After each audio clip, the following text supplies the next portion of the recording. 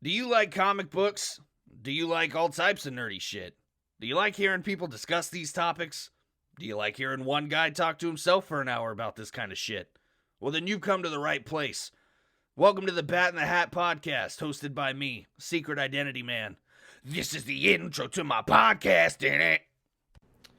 What is happening, everybody? My name is Leonard Snart, and of course, you are listening to the Bat in the Hat podcast. Here with me once again is my wonderful partner in crime, Matt Lee. Matt, what is up, bro? What is up, man? Thanks for having me back. I'm super excited. Yeah, for sure, man. We had a lot of fun last episode. Had a lot of people giving us a bunch of compliments about you being on the show, and it seemed, it was definitely a good time. Oh, that was sweet of them. So this week we are talking about something that we are, I think, both pretty pumped to talk about. We are talking about the canceled Netflix Marvel shows that we are equally as upset about. Yeah, I mean, it just is what it is. I don't like all of them, but I love the ones that I like. So I'm pretty sad to not see how those are going to progress. I think as an ensemble they were all pretty good, but mainly you're right. There's some better than others. Yeah. And if I'm not mistaken, we have a little different point of views on which ones were better or at least worse than others. So Yeah. So go ahead, give us your ranking in a row from best to least favorite. From best to least favorite. Okay. Mhm. Well, let me pull up my note. I actually just ranked them. So, number one, and I'm not sure if we're going to be the same on this, but I wouldn't be surprised. My number one is Daredevil. Okay. We'll dive into that on my hundreds of reasons why I think it's the best. Here's where it's going to get interesting. And I'm ranking these specifically on how much I enjoyed them Right. when I watched them. Number two is going to be The Defenders. Really? Yeah. I had a What good the time watching fuck? that one. To me, it was fun. I know That's a lot fair. of people didn't like it. So that's going to be my number two. Number three is strictly because of how much I liked the second season more than the first. So number three is going to go to The Punisher. Mm-hmm. Season two, I thought was excellent. Here's where it's going to get even more interesting. My number four is Iron Fist. Watched both seasons, and I liked them. Okay. Five, Jessica Jones, Okay. simply because of David Tennant. Yeah. And six, Luke Cage. You're absolutely out of your fucking mind, but Well, I thank respect it. I respect it. I do. For me, it's a little different. Punisher for me is number one. Shocker. I loved the first. I can't believe you didn't like the first season as much. I thought I've seen the first season now like 6 times, just because I actually loved it so much. And the second season was phenomenal, but I don't think it gave me the same excitement as the first season. Daredevil's definitely number two. Yep. Daredevil was a supreme show. I mean, excellent all the way through. And the second season with the Punisher, again, really just gave that high point for me, which we're going to get into in a second. Yep. Third for me, oddly enough, Luke Cage. Loved Luke Cage. And there's so many reasons that I love Luke Cage, which is just going to be fun to talk about. Yep. And then I'll give you Defenders right after that. I don't really want to put even Defenders in because it's a collaboration. I thought about that when I said it. I was like, I probably should have checked with you first. So I can take that one out. To me, it was good, and I loved the collaboration. There was a lot of really cool scenes. Yep. But I couldn't really rank it between the individual shows. You know what I mean? I just kind of. There's one thing I do want to touch on probably at the end. I actually had a friend of mine send me a question. Right. And it's in regards to the Defenders. So we'll bring that up towards the end. I'd like to address this question. It's actually a really good question. So. Okay. Yeah, for sure. And then. So I said Luke Cage, and then Jessica Jones after that, because again, just like you said, David Tennant is phenomenal. Yeah. And then Iron Fist way down there at the bottom. So that's just me personally. But so what are we thinking? We're gonna do each show in order of release, right? That's what we had talked about. Yeah, I think that's a good way to do it. Just starting with Daredevil, of course, because that's the show that came out first. Kind of took the world by storm, I think. Yeah. And, I mean, overall, do you want me to just start on my little notes, or do you have some quick thoughts you want to Yeah, one thing I wanted to say, because this will kind of cover all of them since we're going in individually. Right. The one thing I think that they all did pretty well, for the most part, was the villains. Like, Yes. David Tennant, amazing. Yes. Vincent D'Onofrio, amazing. Fantastic. I like the guy that played Jigsaw. Can't think of his name right now. Oh, Billy Russo. The guy who the played character. Billy Russo. Yeah, Yeah, I actually grew to like him. I liked him more in the first season, but what do you think? Overall, villains pretty good? Yeah, pretty well written? And I think that in my notes, almost every single one has a little note about the villains and why I like them. Yeah, I can't get over Vincent D'Onofrio Awesome. personally. I mean, my gosh, what a perfect Kingpin. Yeah, and I'm looking forward to. We can dive into that once we get on to Daredevil. But yeah, let's jump right in, man. Let's go in. So Daredevil season 1 was fantastic. I think that it introduced us to the concept of a hallway, like a really brutal hallway fight scene, which to me at the time felt very kick-ass. Yep. You know, Still does. yeah, still does. Felt very kick-ass style. Oh, you mean like the movie Kick-Ass? No, I mean like the other comic book character, Kick-Ass. Oh. Like, you know, just I that, thought you meant like, that scene kicked ass. just like Which it just like did. that really brutal. He's getting his ass kicked, but he's also kicking a lot of ass, and Yeah. you felt. Gosh, I remember the first time I watched that first hallway fight scene, just how exhausted I felt by the end of it. Like you're kind of going through that with him, and you can see how just drained he is, Yeah. but he's just standing up. You keep going. Doesn't he like fall over at the end or something Oh like yeah, that? I mean, it took everything out of him. I thought that was just a really cool scene. I think that the show in general, especially the first season, maybe did really great. No, because there's points in the second season and stuff I can say too. Really did justice to its source material and picked the right source material to pull from, if that makes sense. Yeah. Because it felt very Frank Miller-esque, you know, from his run on Daredevil. And I loved it. I loved seeing him in the OG black shirt and pants with the hood wrapped around his face. The or Under whatever. Armour bandana. Yeah, That's right. just like he looks like he's decked. It would have been hilarious if he had an Under Armour logo like on his shirt. Yeah, that would have been fucking funny. I really dug that. I don't know. For first season, what did you think in general? So, going to the hallway scene, like I love whether it's in shows or movies, and it doesn't even have to be comic book characters, but I love when the protagonist like gets the hell beat out of him. Like it makes it more real, where it's not like he's just going in there and taking out 30 dudes. Like it's like you said, it took everything he had to survive that scene. He gets beat up a lot, Right. but it's always like their willpower, their mindset that always overcomes. Yeah, I will say the one criticism I have on that is that there were some parts, not of Daredevil necessarily, but like a criticism I have of Jessica Jones was it just kept happening.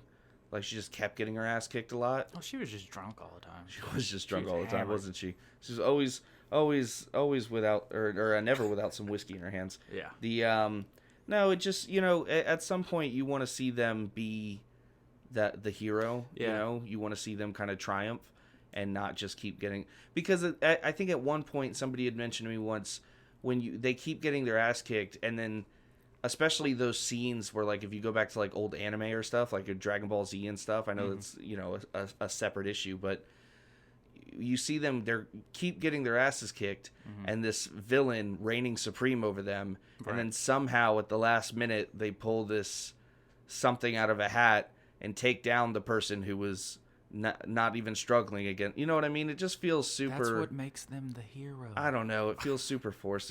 There's that point where you want to see them go toe to toe. Well, it's like we said last week, talking about like Batman Begins. I like when he was figuring out how to Batman. Essentially, he couldn't make the jumps, things like that. Yeah. But I agree with you. At one point, they have to figure it out.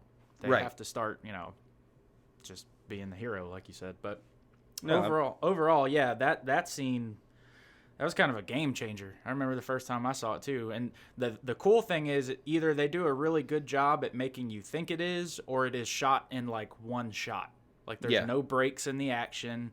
They don't switch frames. If I'm not mistaken, at least that first one Yeah. was a single shot. I mean, they had to choreograph that. Yeah. And that's perfectly. a testament to the actors, the stuntmen. Just, I mean, that's insane.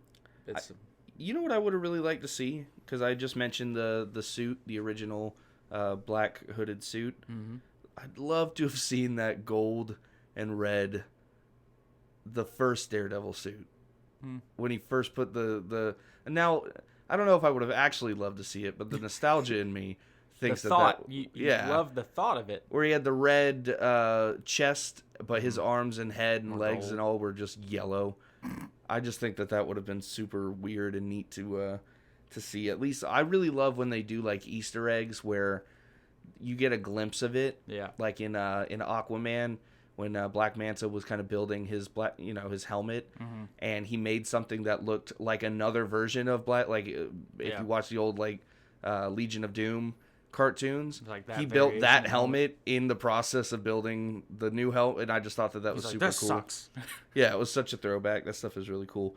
I'm in love with Karen Page, by the way. Yeah, I have a super crush on her. Yeah, Deborah Ann Wall. Yeah. Yeah, she has her Relics and Rarities show that just came out.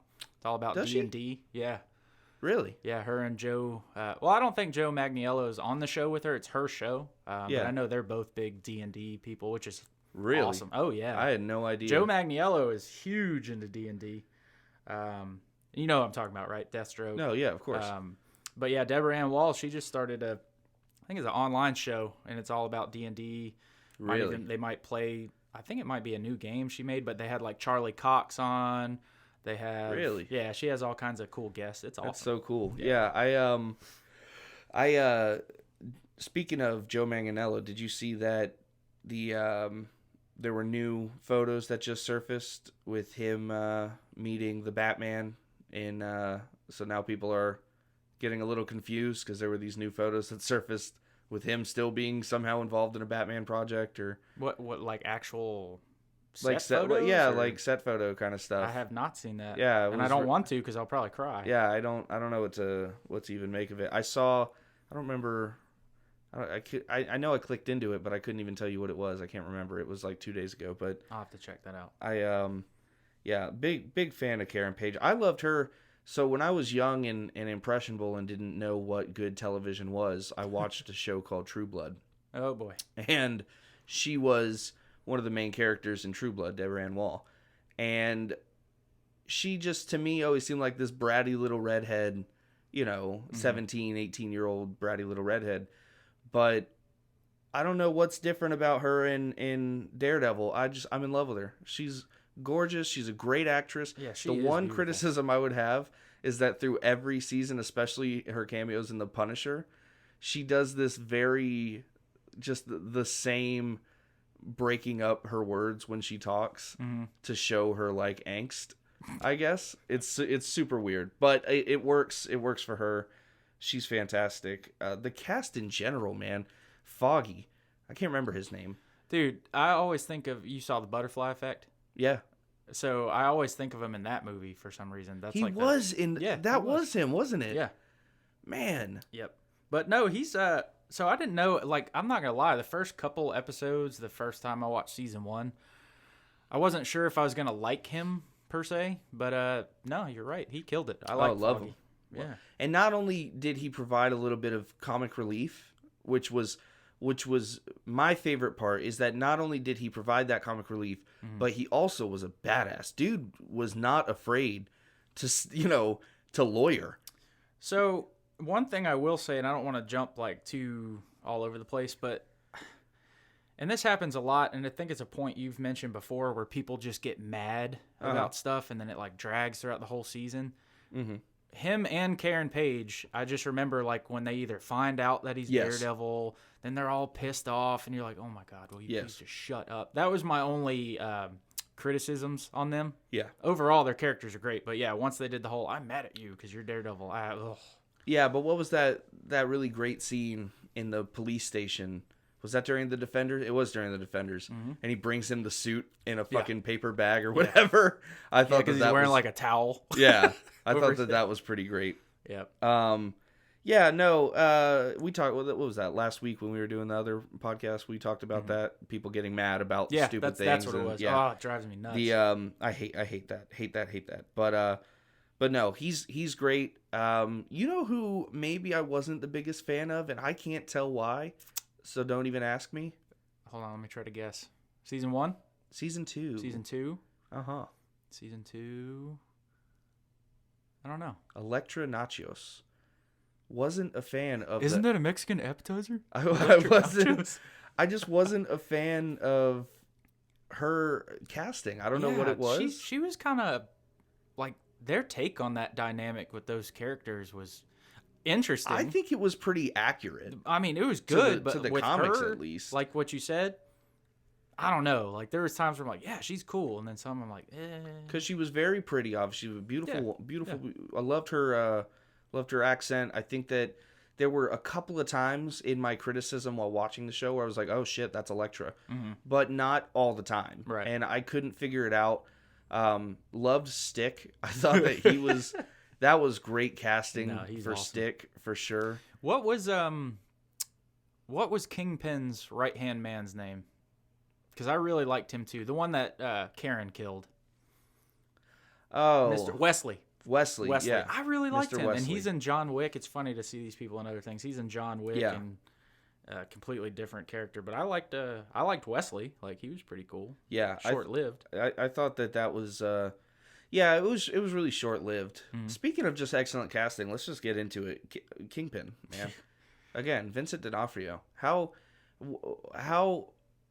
could you have hoped for a better Kingpin? So I like him because I mean the character is supposed to be larger than life, and then if you think of the '90s Spider-Man Right. cartoon that everybody loves, Kingpin is always just made out to be this huge, just fat monster type Right. guy. But I like him because he's got the build for it. I wouldn't say he's necessarily super fat, No, but he's not. a large man. Like he is a big dude, and it's very like. And I So- wasn't used to seeing him bald, obviously, but he It's looked really great. funny that you say that you mentioned the '90s Spider-Man cartoon because you might know where I'm going with this. My favorite scene of all time from that show was Spider-Man and Kingpin talking, and Kingpin said, "People think that I'm big and slow Right. when they don't realize," and he just jolts and grabs Spider-Man with a big bear hug and says, "What people don't understand is I'm 3% body fat." Yeah. And he's just, and it kicks you in the teeth when you think about it. Yep. Because he's just this big 350 pound, 3% body thing. fat ball of muscle. Yeah. And it's so scary to think. And they brought that up somewhere else. And so because of that cartoon, that's always been my vision of the Kingpin. I've always thought of that. And so I think they did a really great job. I think that the movie, the Daredevil movie, which is taboo to speak of, was I didn't hate. Gosh, I feel bad for not even Michael remembering Clark it. Duncan. Michael Clark Duncan. Thank you. Yeah, I loved him. I Like, didn't hate him as Kingpin, No, he's but to me, he was big and ripped, and that didn't paint the same picture in my head of the Kingpin. Speaking of the movie, real quick though, I always loved that final fight between him and Ben Yeah. Affleck, and then he just straight up kingpins him. Like when he throws him into the ceiling, I love Yes. that, and he's just Yeah. murking him. Well, and there was a couple instances of that same kind of brutality and grit in the show. And I think that, gosh, not only did we get him physically and his mannerisms right through Vincent D'Onofrio, but through the writing of his maniacal genius and his long-term ability to play the scheme, Yeah. which was a big season 3. It was pretty much all that was about, was just awesome. Dude, Just- how good was his backstory in this show, though? Like, Oh, the writing was... Like, I love that whole... Before they go back and show you, I love when they always show him staring at the white wall. yeah. And you're just like, okay, what's up with this guy? Like, Yeah. Something's up. And then they obviously show you the backstory. And I love that. I thought whomever wrote that part of the show Right. was just 10 out of 10. I think Amazing. they did a really good job on backstories in general. Oh, yeah. Very good. Especially season 3, Detective Poindexter, Mm-hmm. Bullseye. See, that's why I'm so sad, like, that got canceled. Because Yeah. Season 3 was my favorite season, which is Okay. weird. So I love season 1. Yeah. Season 2 is my least favorite. I like all the Punisher interactions. I Mm-hmm. love that, but something about it just drags, and then the Foot Clan shows up at the end. Yeah. Or, whatever, the Hand. And I told you I always I hate. never remembered between the hand and the foot. One of them's Shredder showed up. Yeah, one of them's Ninja Turtles. One of them's Daredevil. But, Whatever. and then we were talking about this before. I always hated the Punisher's exit in that show because there's like 1,000 hand guys, and he so just shows up, and you're like, disagree. here he is. I know. It's going to be great. And then he just shoots a couple shots, and then he's like, all right, I'm out. See ya. Later, Red. I love that. Bye, Red. The, But yeah, their whole interaction in the beginning and the middle of season 2 was excellent. So this is one of those times where I'll say I can't fault you for season 3 being your favorite, because I think that in terms of just goodness, or in terms of what I would rate them, all 3 seasons were so on par with each other. Yeah. In my opinion. They were consistent. You know, Like, they were yeah. consistently good. That I couldn't. Season 2 was my favorite because of the Punisher. Because the Punisher is my favorite. But to be fair, the Punisher, I'm super biased. The Punisher has been one of my favorite characters in general. Yeah. You know, my whole life. So, which could have easily made these shows make me hate it, because they could have done a bad job. Luckily, John Bernthal was perfect as the Punisher. It's actually, when we get to the Punisher, I'll tell you how season 2 of Daredevil influenced what I thought of that show. Obviously, that was his introduction. He showed up in that first, but to your point, in season 3, I loved what they did with Bullseye. Yeah. It was awesome, and I'm so sad because I want to see that story develop, and it just won't. I had somebody tell me, they were like, I didn't like it because he didn't seem like, you know, Will Ferrell, or Colin Farrell. yeah, right. More He didn't seem peanuts. like Colin Farrell. No, they were like, excuse me. They were like, he didn't seem like Bullseye, like the villain. And I'm like, well, what do you What think did you Bullseye watch? is? Bullseye, to me, Bullseye has never been a mastermind by any means. Maybe I'm wrong. Maybe I think there was even a lady Bullseye in the comics. Probably.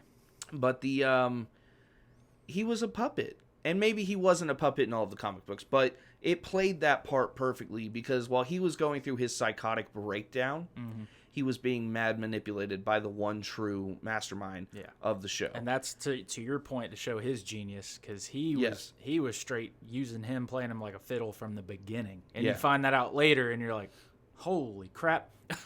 Gosh, there's so many great scenes that we could go over, because you know, Matt Murdock visits Kingpin in prison.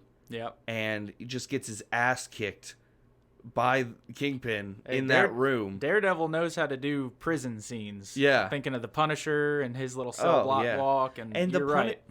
Man, the Punisher, that hallway slaughter, tell me that's not an amazing scene. I watch that on YouTube every now and again, because I think we talked about this. I can't remember if it was last week or just somewhere else. But his little primal just roars that he does, and it's hilarious, because the subtitles actually say roars. Yeah.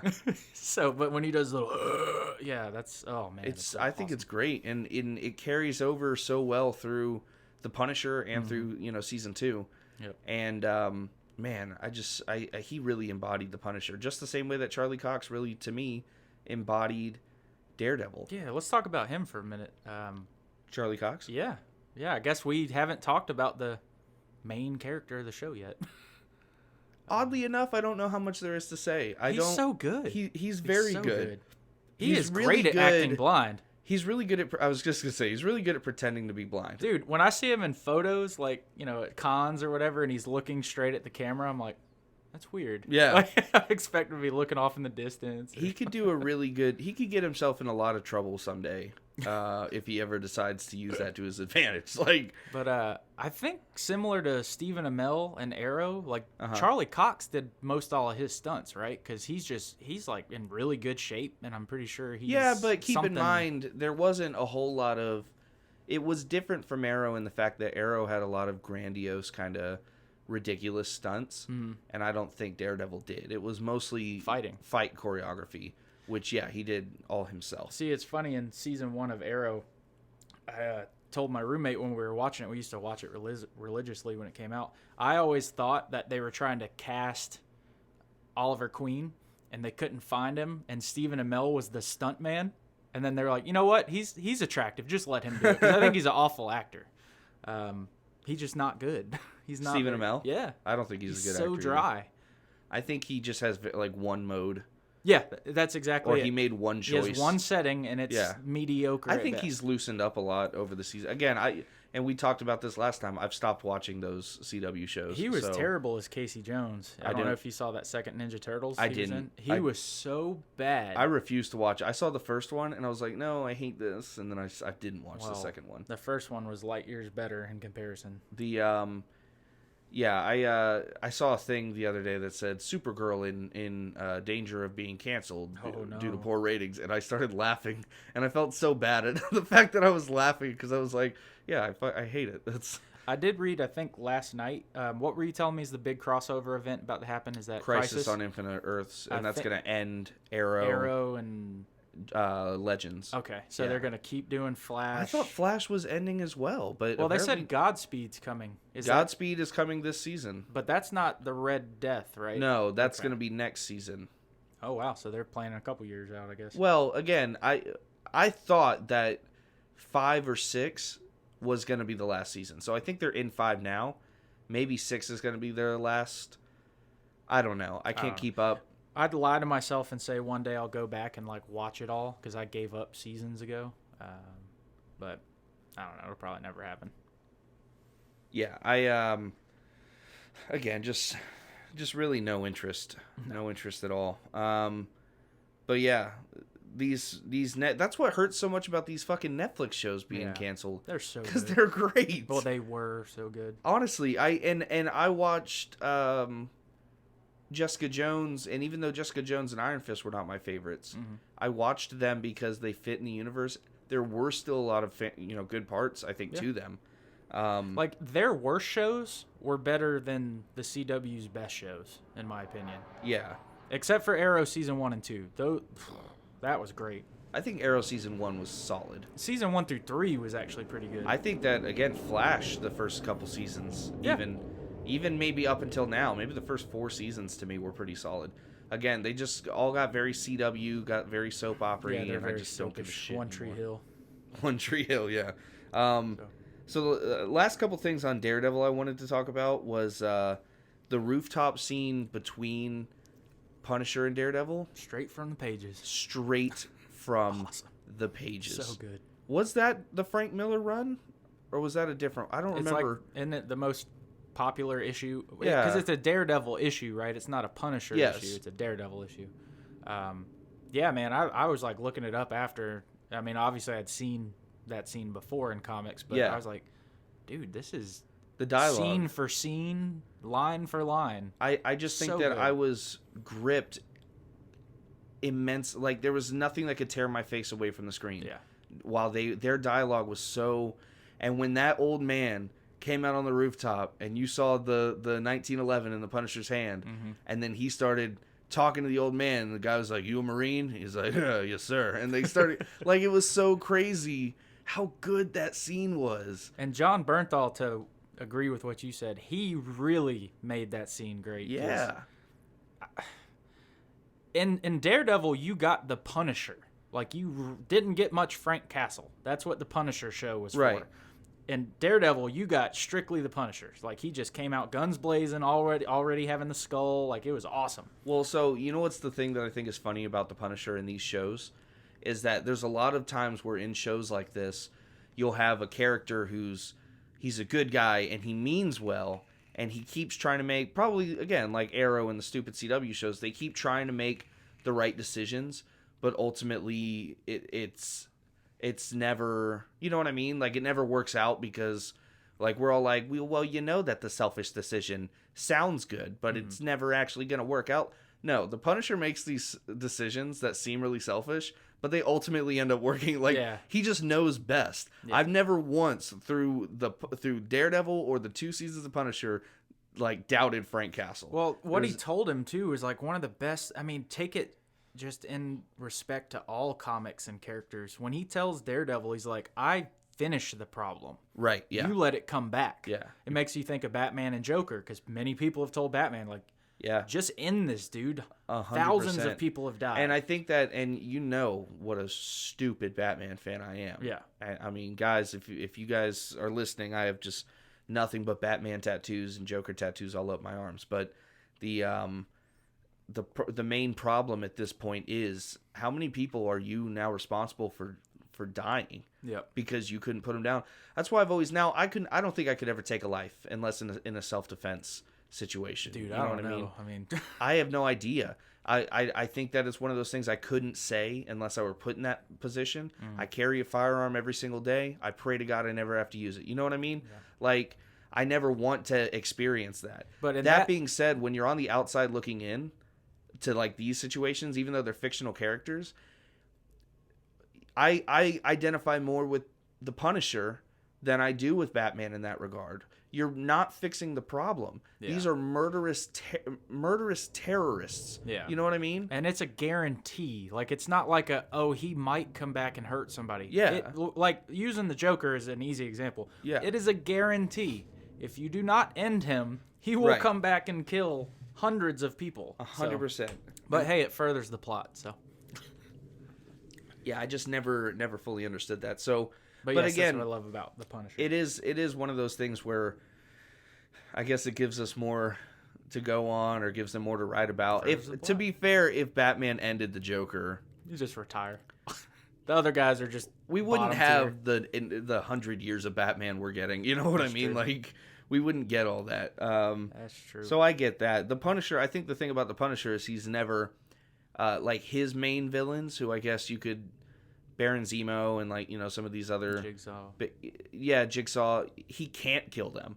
They're just good enough to where they've avoided his, you know. Which is, I mean, Punisher is essentially John Wick, so it's like if Yeah. he wants you dead, And that's you're the dead. that's really the impressive part. Again, Matthew Rosenberg has the Punisher run that he's doing right now in comics, and it's super great. And the not only is the depiction of Frank Castle and the Punisher amazing, but what you're getting from Baron Zemo and the few glimpses of Jigsaw, because he's not like the major big bad, it's mostly Baron Zemo.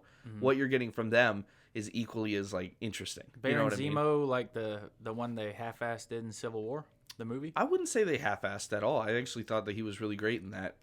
But yeah, Same guy? his final form of that, you know, that what I would say is a very minimal form. Because in the comics, doesn't he look like Cobra Commander from Yeah, G.I. he's Joe? got the big purple pizza like draped across his face, Purple pizza. and yeah. But again, really cool. He's a cool villain, so Huh. I dig that, and he does really great in that. But Nice. and not only that rooftop scene with Punisher and Daredevil, but when they're like this close to breaking in his court case, Oh, yeah.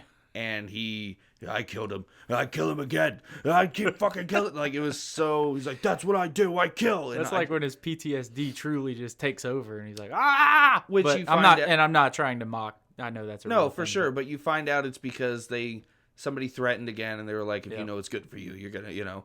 And he thought that was the right decision. Yeah. And it, again, at one point you're like, how stupid? Why would you do? And then it works out for him. Yeah, it's all you know? planned. And It's so weird. Gosh. what was season 2's hallway scene? That was on the stairwell, right? Didn't they do it in a stairwell in Wasn't season it in 2? the house? It was actually right after he got off the roof with the Punisher, and he went down the staircase and just fought like 40 guys. Yeah. That was awesome. They had a couple then, because wasn't there one in the mansion with Elektra?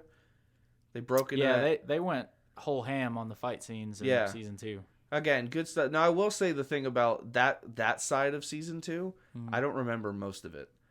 I remember all the Punisher stuff.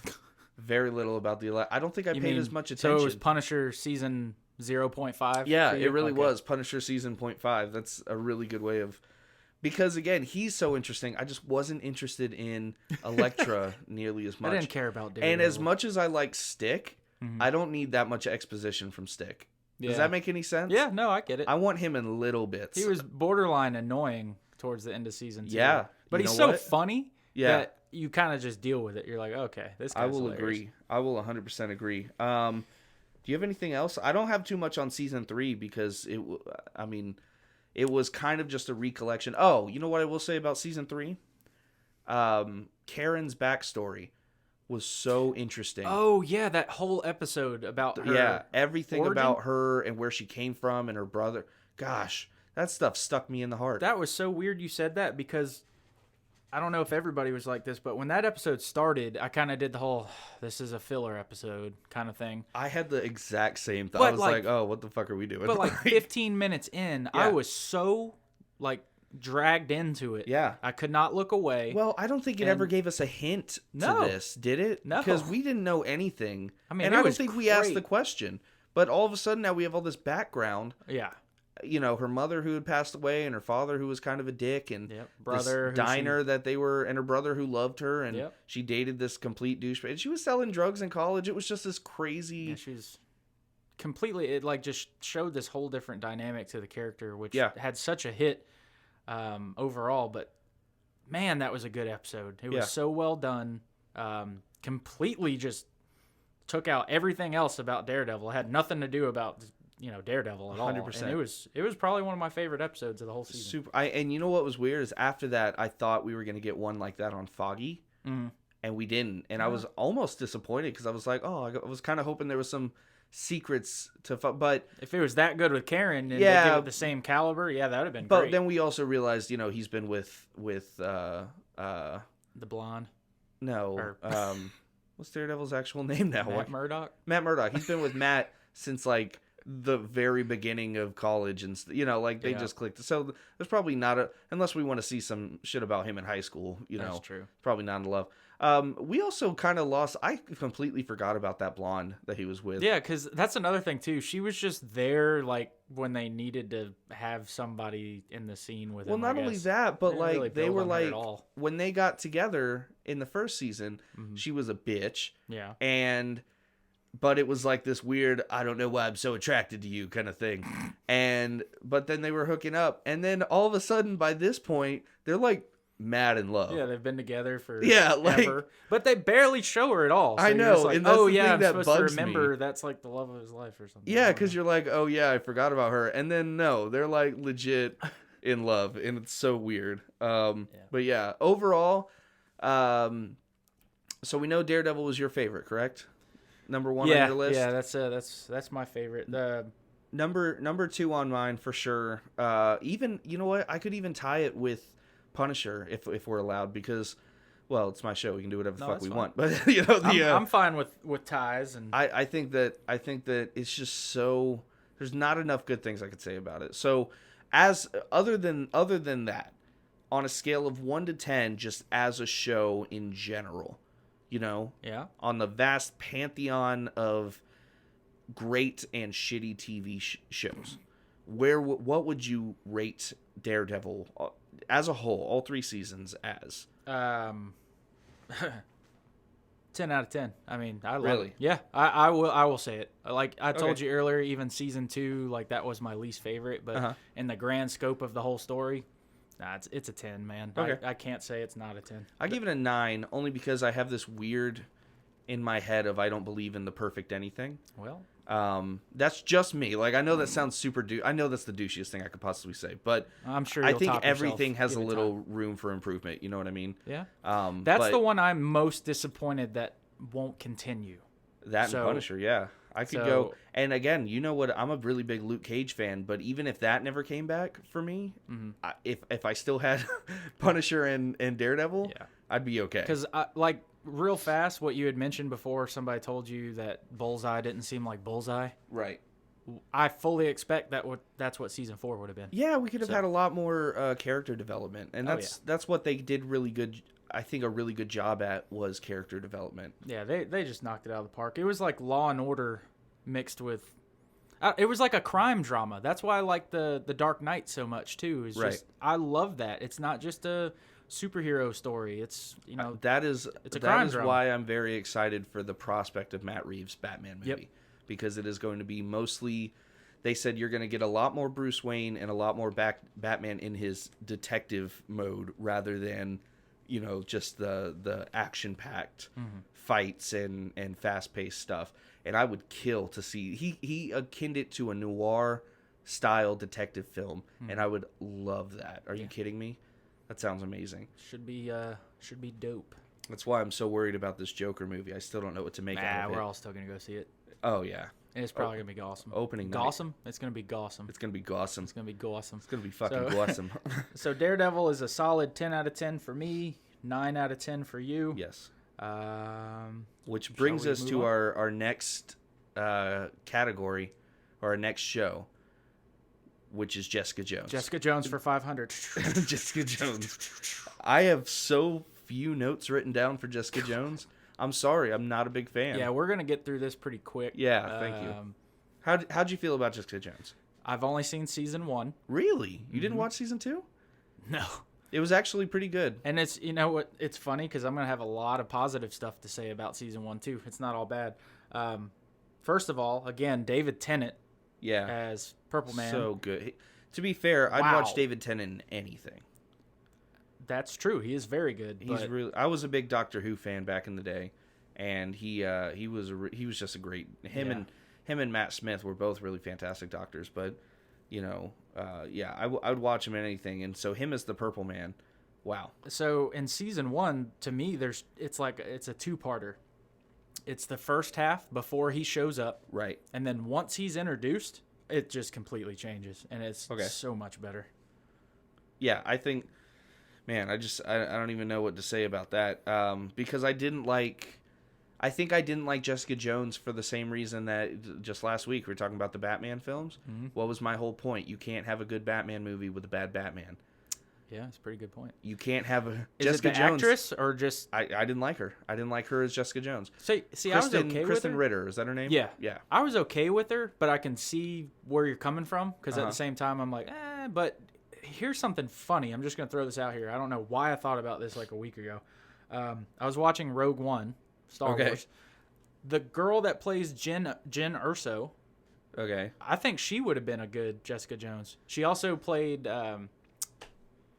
Talking about from Game of Thrones? No, she played Black Cat in the last Spider-Man movie. Well, she wasn't Black Cat. She was what's her name? Felicity. Felicia Hardy. Felicia Hardy. Yeah, In which Spider-Man movie? Amazing Spider-Man 2. Was Felicia Hardy in that one? Mhm. I don't remember that.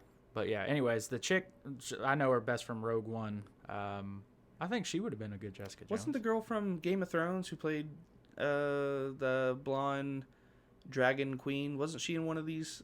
Was she maybe in Solo? She was in Solo. Was she in Solo? Oh, that she was the girlfriend. Yeah. Right.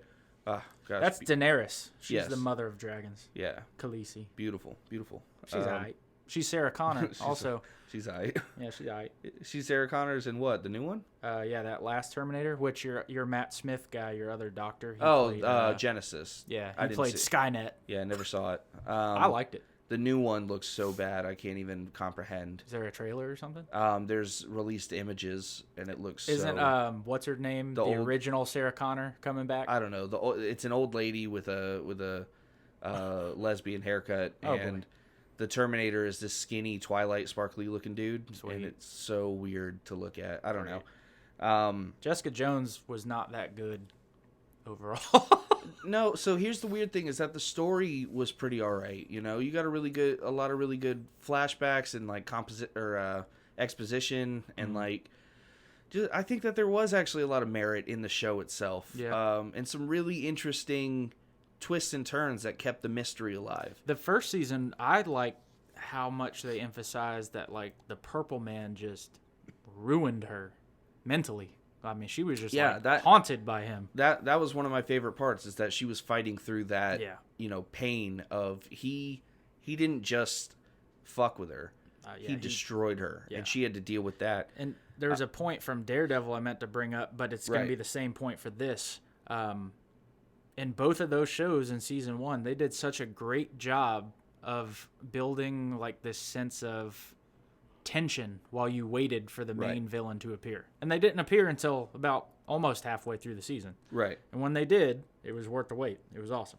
I think that wait for Vincent D'Onofrio was crazy It because you was. were still getting a lot of him. You were like, and I think that kept you on the hook was how much you were waiting because it was just showing him and meeting Vanessa Yep. and him and falling in love with her and like You're like, I all- want to and see you're him just like- Kingpin do Kingpin But things. I wasn't bored. You were just like, No. when is the shoe? I think that's the key. Is you were waiting for that shoe to drop, and it was crazy. So what I really liked about Jessica Jones that I'll admit the character Malcolm, the drug addict, he was the Oh, drug addict yeah, in the yeah. his character development, which I know you didn't see the second season, but between the first season and second season, his character development was amazing. Okay. It was really cool He was to pretty see. good in the first season. Yeah, it was really cool to see where he came and he stayed like a good part of the cast. Now, And- full disclosure, I'll go back and watch it. I mean, RIP Yeah. to these shows. You know, I feel bad. So. Well, I didn't I'll watch go the back second and- season of Iron Fist, so I might go back and watch that. Yeah. I I just- think it was. We'll get to it. I couldn't. I couldn't. Yeah. But yeah.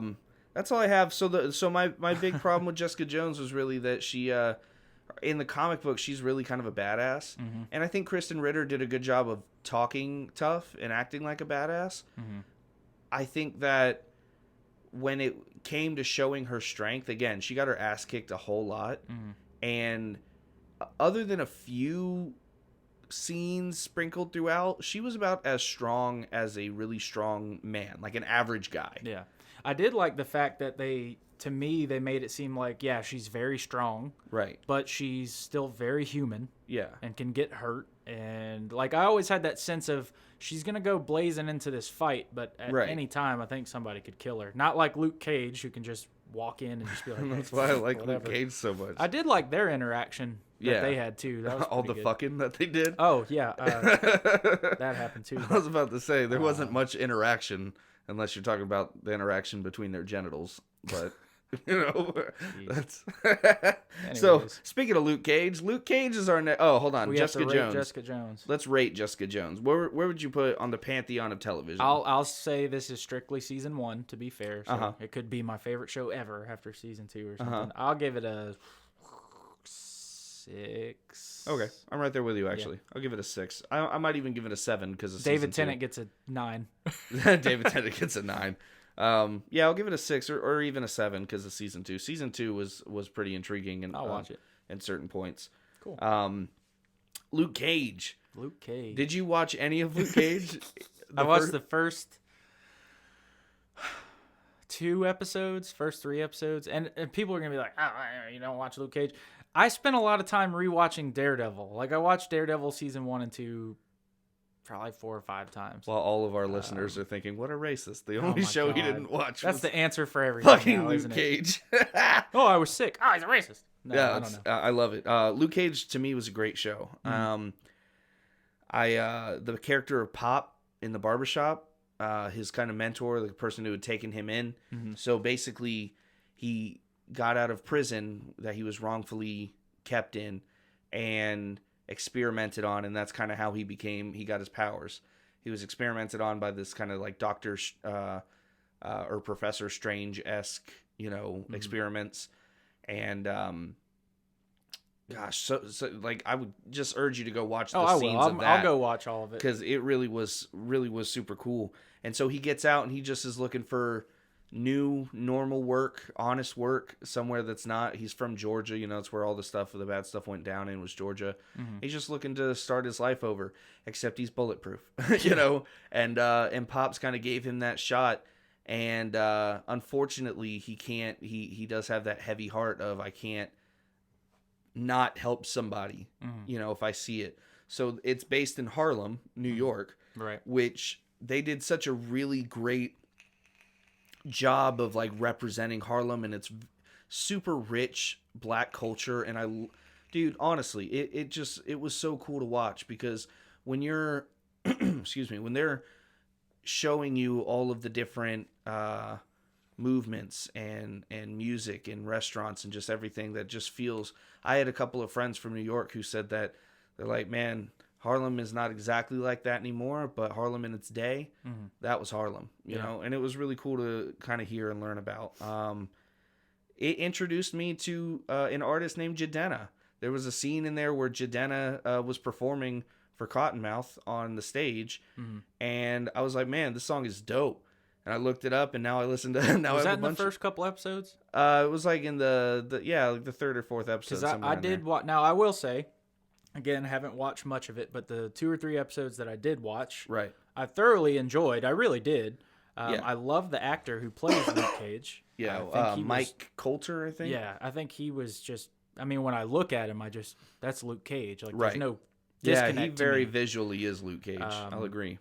The setting of Harlem, I got that really quick in the first few episodes. Like, I really like how they set the stage for Yeah. the show. They introduce you to the detective. Misty Knight. Yep, because she's in the Defenders also. Yeah, she's great as well. Saw Cottonmouth. They show you how messed up he is right away. Which again, and if you want to talk about villains and like just how great the villains are, Cottonmouth, man, that dude was so.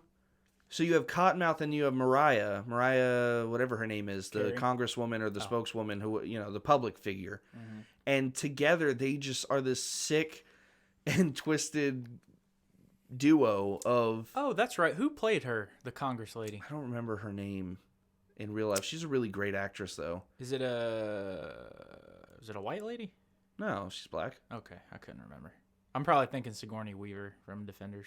Yeah, no. Because I remember the Congresswoman, because like it's clear that she's in on it. One like, of right Sigourney away. Weaver's many just random fucking cameos and things now. Avatar, Sigourney Weaver doesn't do any Defenders. actual Ripley. movies anymore. She just No. randomly shows up in a cabin in the woods, and How old is she now? I mean, she's in her 70s. kudos I to her, think. man, because she's She still looks great doing for her thing. age. Yeah, but she's up there. yeah. I mean, really is. The good for her. No, Misty Knight is great. A lot of gratuitous sex scenes with Claire, who we haven't mentioned once yet. Claire, the nurse, who Oh, Rosario Dawson. Who's Yeah, been in Rosario Dawson, all yeah. of them, if I'm not mistaken. I don't know. I She can't. definitely Has she been in all of them? Yes, Interesting. because she was in Daredevil. Obviously, she was in the Defenders, Luke Cage, I remember her being in Iron Fist. Iron the Fist. second season. I don't and remember. definitely Jessica Jones. So yeah, she was in all. Yeah. of them. Okay. She's the only character to. It's kind of like Cillian Murphy in Yeah. the. She's that Dark Knight. floating link. Yeah, I love Rosario Dawson. No, she's great. I'm a big, I'm a big Broadway fan and stuff like that. And Rent was my favorite Broadway musical of all time, and she was Mimi in the movie adaptation of Rent. She was I'm fantastic. more of a Wicked guy. Are you really? Yeah. I'd like to see Wicked live. Seen it about I had the chance 3 a couple times. years ago, and I ended up not getting to see it. But I Saw really saw Les Mis a couple weeks ago. live. Yeah, Really? yeah, I was here. Wow. Yeah, it was great. need to hit me. My first time seeing Les Mis. I've seen Wicked 2 or 3 times, Phantom a couple times. I Really? love Broadway. I'm dude. not a big Phantom person. I don't know why. Depends on the production. We've seen it done very well, and it's amazing. Yeah. It's like a spectacle, and then you go see like the Sea Crew, and you're like, Yeah. no. So Oh man, yeah, I would have loved to see Les Mis live. That would be really cool. it was good. It was very good. But yeah, so Mariah and also in season 2 you had Bushmaster, who was the big bad. Mariah was also followed over as the big bad, Oh, okay. and man, it's just really good, really great music. I think the soundtrack to that show was awesome. The scenes of him in prison, when you're finally getting exposition on him in prison and how they treated him, and like Is that the season fight. 1 or season 2? I think it was season 2. I'm if sorry I remember to jump the. in front of you there. I can't remember. There was a lot of blurred lines with that, Mm-hmm. but remains the fact that it was awesome because you're seeing him. It had to be season 2 because it was he fell in love with like the doctor and stuff, but they like were putting him in this underground fight ring and all this stuff, and so he was a cop. His name was Carl Malone, Carl something, but. Who's this, Bushmaster? No, Luke Cage. Okay, Before sorry. he was Luke Cage, he was a cop in Georgia. Gotcha. And something happened. He got put in jail. I really can't remember. He killed somebody, and it's just Murder or this- something Yeah, like somebody that. died, and he got pinned for it. And then they turned so him they into put him in Weapon X. prison. They put him in an underground fight ring, and he wouldn't shower or clean himself for like a year. Gross. And Ew. he said, I think he made a joke about it. Is like, people don't want to fight somebody who smells as bad as Did he I get do. like really long hair and a really long beard? Oh yeah, really long course. beard, I love really long scruffy afro and stuff. It was Awesome. awesome. But the yeah, again, just super interesting stuff all the way through. And then you finally get to see how he like became Luke Cage. And the cool part is when he broke out of the prison and stuff, the only clothes he found were like hanging on this line, and it was the original Yellow shirt. yellow V Yep. cut. Knew it. And he had the band around his head from the machine, and he had the wrist cufflinks, and he looked like the original. It was so weird and so cool. But That's kinda like- again, I love those little throwbacks. That's kind of like in X-Men Apocalypse when they try to do where he escapes from the Weapon X program and they give him the original headgear and all that. yeah, It's like, okay, looks strange. I get what you're doing, but yeah.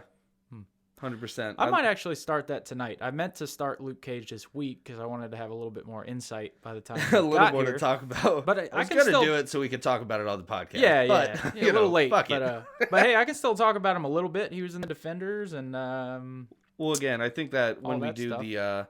the next week's show on the Arkham games, Mhm. it's gonna be. I don't think.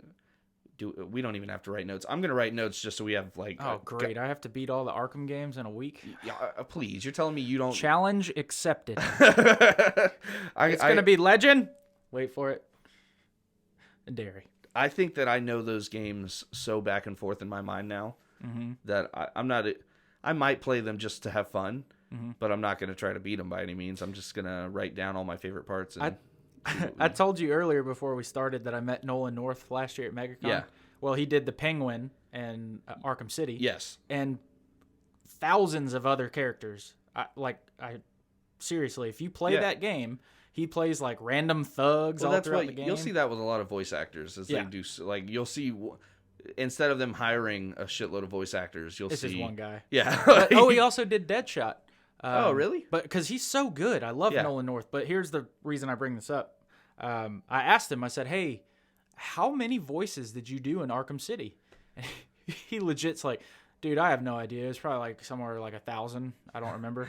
And he's like, "But I'll tell you which one my favorite is." And as we're taking our photo together, he legit gives me the Penguin voice, and he's just like, Yeah. "Wah, wah, wah, wah," talking to the Penguin, and it's just crazy. You see this man, and Was he the one who did like that really dark kind of Cockney penguin? Was that him? that was very good. Who did the? But no, not at all. I'm a voice No, I'm just actor. kidding. Yeah, that was it. Yeah, he had like the glass monocle Yeah, broken yeah. into his eye. I love that was my favorite. Hello, Penguin. Mr. Wayne. Yeah, You know, I like- love that shit. But yeah, it was cool. Man, I can't wait. I honestly, I know that we're off track again, but I can't wait to talk. I think about we're the doing Arkham better games. this time, though. We're doing reel so ourselves, much better this We time. reel ourselves back in. It's like we know we're like, oh my god, we. I we had got ADD. another just weird off-topic story. My ex-girlfriend Oh boy. texted me this week, Oh. and she or yesterday or the day before, and she goes, "Hey, what's up?" And I'm like, Oh. "Hey," and she's like, "I just heard the podcast, and you sound really good." And Jesus. I'm like, "Okay, cool." And I was like, "All right, what's up? How are you?" And we exchanged pleasantries, and she goes, "So do you remember when we were dating? That Oh, this." God. And I'm like, "Okay." And she goes, "Whenever you were pissed, you would ramble about stuff." And I'm like, "Okay, I don't remember that, but go on." And she goes, "You do that on your podcast." And I'm like, "Bitch, like." She'll be like, it's because I'm always thinking about you. Yeah, apparently. Bye. I'm just always angry now. You should have hit her with the new phone. Who dis? New phone, who dis? No, it was weird. She was super polite about the podcast. She thought that you and I had a really good back and forth, and that's always nice to hear, even if it is from the weirdest source in the world. Yeah. Nice to get a That's little nice compliment. that when people can stay in contact with their exes. I don't do that. I don't do that. Yeah, I no, don't do that. that was a total surprise. I don't do that at all. Anyways, Luke Cage. No, it was a great show. I urge you to watch it this week if you get the chance. I will start it tonight. And there's a really cool part in season 1 where like he saves Method Man, like the actual Method Man, in a convenience store that's getting robbed. And Method Man goes on like Sway in the Morning and does this whole freestyle called Bulletproof Love about Luke Cage. And it is fucking fire, dude. Wow. Like it is Wu-Tang-esque Method Man fire. Ain't nothing to F with. Yeah, I love it. But other than that, I mean, Luke Cage, you can't really rate it because you haven't watched it. Oh, bet. Watch this. Bet? Yeah. What are you going to rate it? From what I've seen of Luke Cage through the other shows and the first few episodes, again, Mike Coulter's great. Yeah, really great. I give it a 1. No, I'm just kidding. You bitch. No. It has the potential for probably a 7 or an 8, honestly. Yeah. Okay. Like, does that seem fair? I was thinking 8. Okay. 7 or 8's a really good place to put it. Yeah. Yeah. It seems like it's going to be really good, so I'm probably missing out and going to be late to the party. Yeah, so we have everything rated pretty high between 6. So what was Jessica Jones? We agreed on like a 6. Yeah, I think I was being a little generous, but it's best. Well, what I'm going to be a little not generous on coming up is Iron Fist. This one's going to be good because you and I are going to hated have... Iron Fist. We're going to do the whole other side of the spectrum on this one. It's going to be... So again, these are the only notes I wrote down. Fuck this show was the very first note that I wrote down. How do you really feel?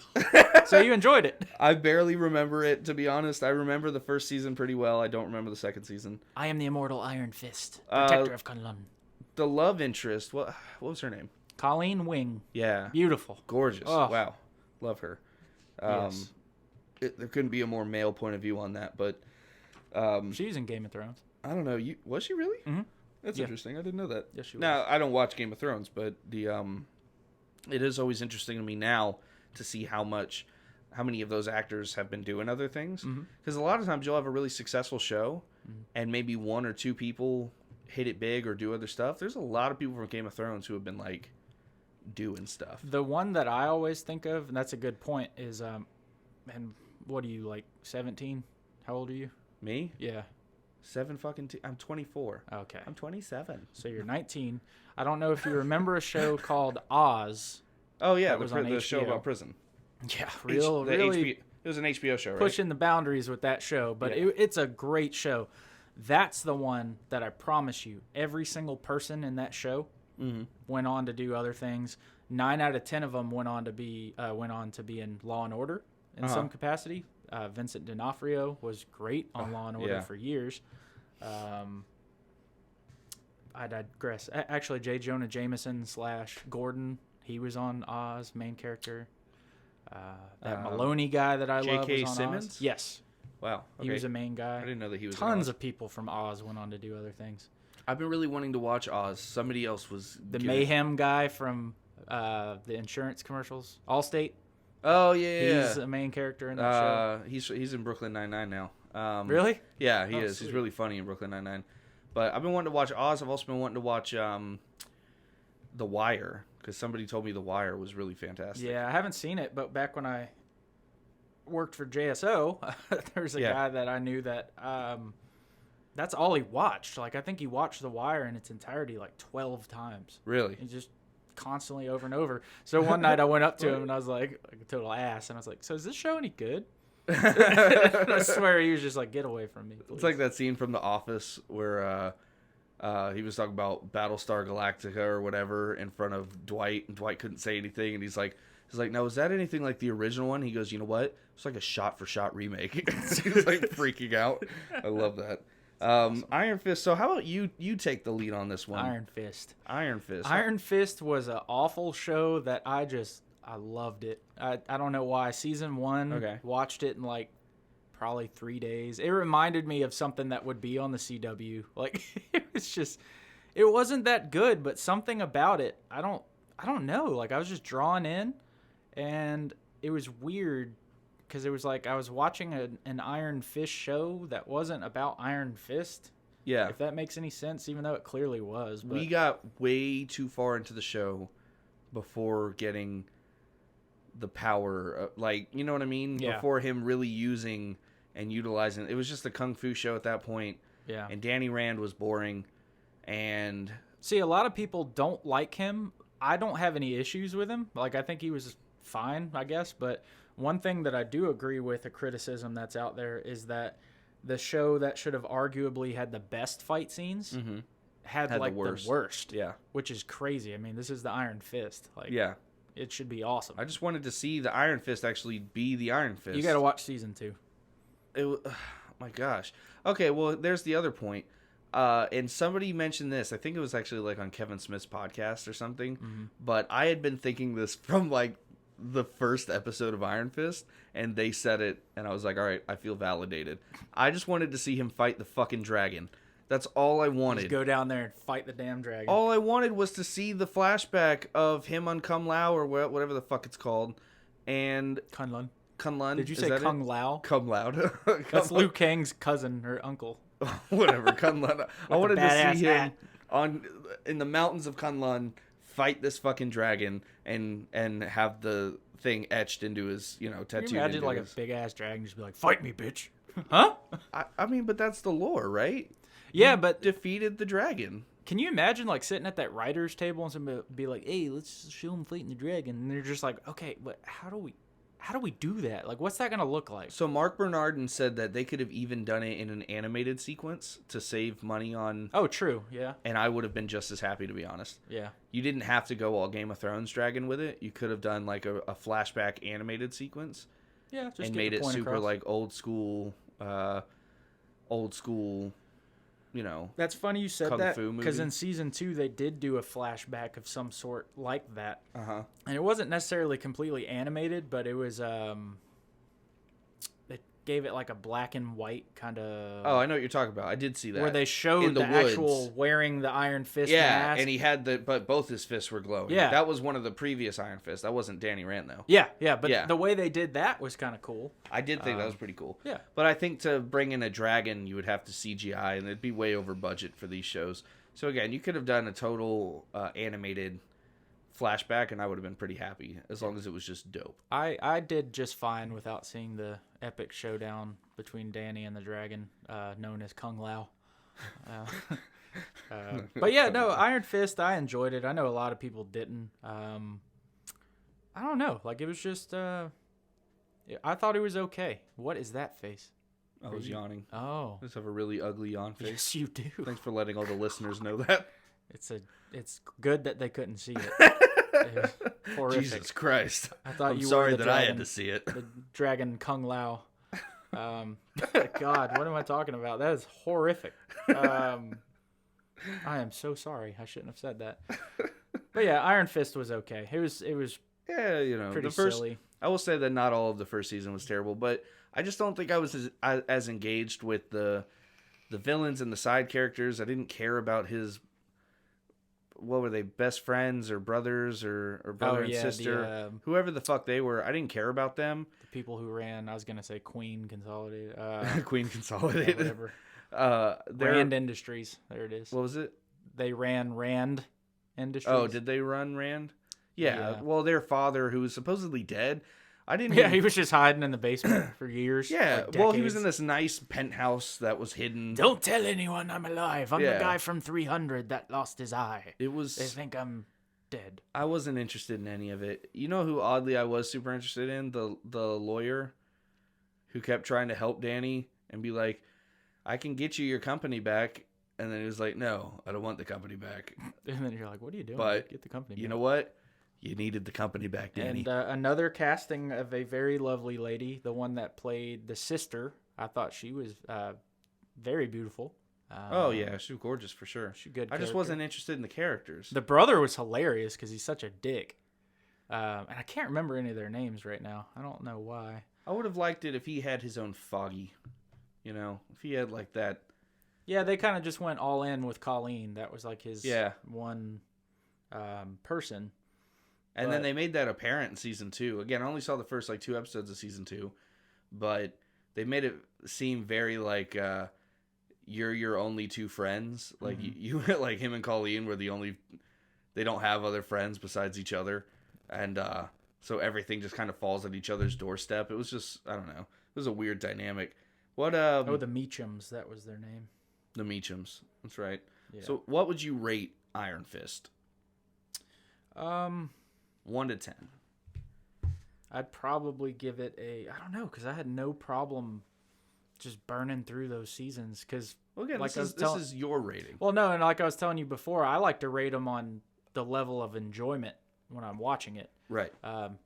That being said, that doesn't mean that the writing didn't suck or things like that. But I'd give it a 6. Yikes. 6, maybe a 6.5. I give it a 3. Uh, Fuck that show. A-hole.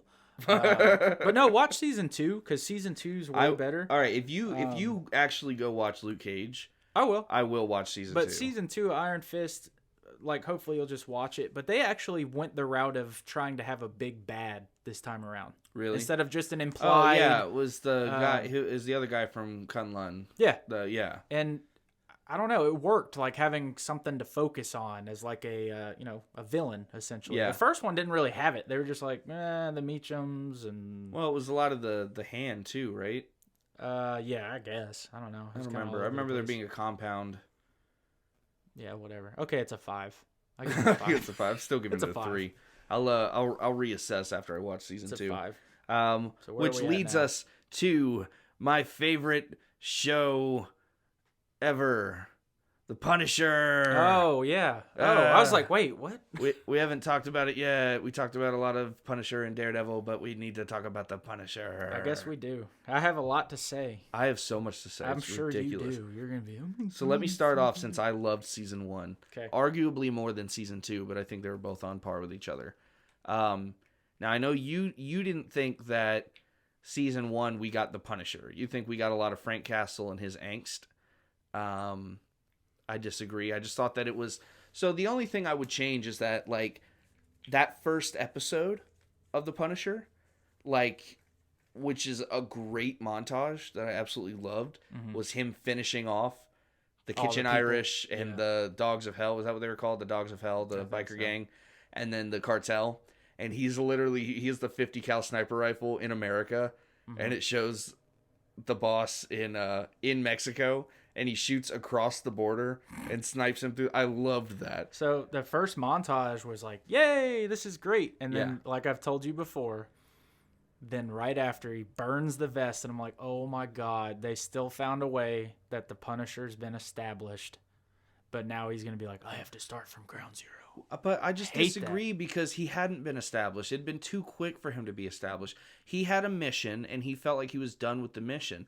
So if we're talking in terms of realism, you know, some kind of realism, you know, he hadn't figured out that he wants to war on all crime, which we definitely got at the end of season 2. At the end of season 2, he's like, I got a job. Like, loved that shit. Yeah, that was pretty cool. Madani offered him a job at the CIA. I for a second thought he might take it too, and I was like, "Are they gonna make freaking the Punisher a CIA operative?" Like, I wow. thought it would have been really close to like Agent Venom. Do you remember Agent Venom? Oh yeah, because that wasn't Brock, that was Flash. Flash Thompson. Yeah. Yeah. I think that that would have been really similar because it would have been like him operating in. It might have A been cool governmental though, space. because like if you think about it, he'd be more like, I don't follow orders, but I'll kill people that you need. But what have killed. we talked about? It's all in the writing. Mhm. It is all anything. I don't like when we get synopsises and people synopsises. I don't like when we Synopsi? get synopsises and people say like, "Oh, that's gonna be anything can be cool, anything can be good." I truly believe that it all is in the writing and how you present it. And that idea to me, because my first thought was a similar Agent Venom kind of anti-hero thing, I think that'd have been cool. Yeah. That being said, it was equally as cool for him to be like, I got a job, Madani, and he hung up. And then he finally was the Punisher. The only thing I hated from that entire season was that last scene, because you had the two whitest gangsters Oh god, that was so terrible. like yelling man, at you each got other. beef? Yeah, he's like, you got beef? I called Wait, this meat. You got beef? And he goes, I'll smoke you. yeah, he's like, and then he says his one line and he pulls up the Gatling guns.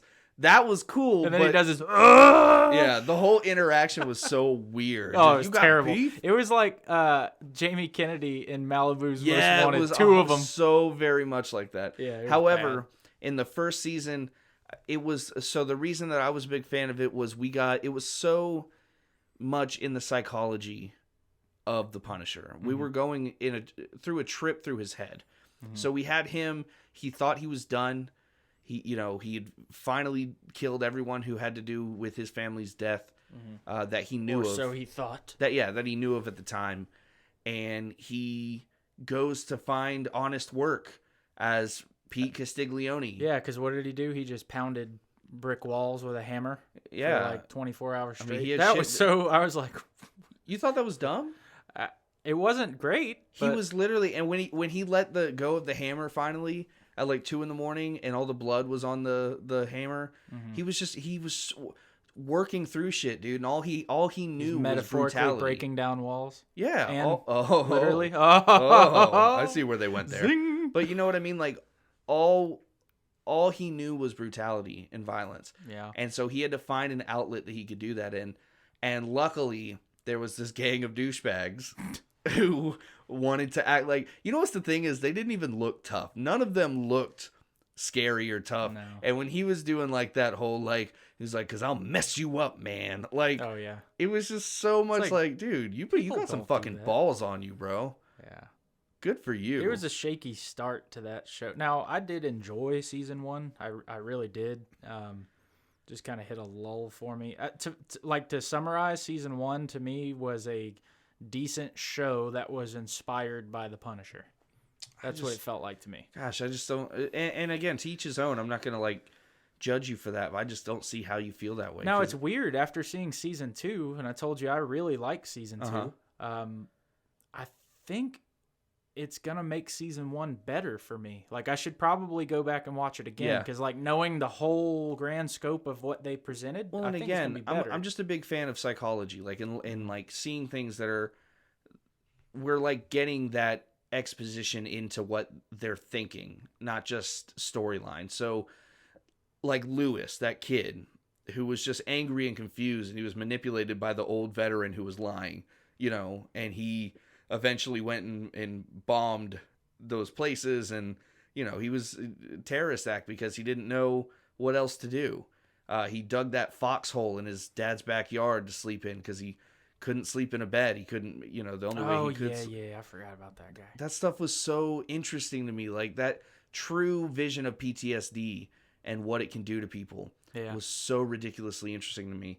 And see, Frank got doubled down on it because he probably had some issues coming back from war. Yeah. And then on top of that, his family gets murdered. So it's like PTSD squared. Yeah, no, for sure. And, I mean, he got a bad run, that's for sure. It was, and again, it's just super interesting to me when you get to look into the mind of that. And he kept having those nightmares, the same nightmare and over of his wife coming, wake up, sleepyhead, and then that person coming behind her and putting the bullet in her head. Like, that shit to me was just so intriguing. And he's figuring it out little by little by little. Then you're introduced to Billy, and you're introduced to Madani. Yeah. And when he finally, the only thing that killed me was like the minute he met Micro, you knew that if you read the books or anything, you knew that Micro was an ally. Mm-hmm. But we went through like, is he or is he not? Well, it felt like more, I think it was only technically one episode, maybe 2 episodes of him being strapped naked to the chair. And like, you know what I mean? And it reminded me of that scene from the James Bond movie where he tied him naked to the chair and his balls were hanging under, and he whipped that.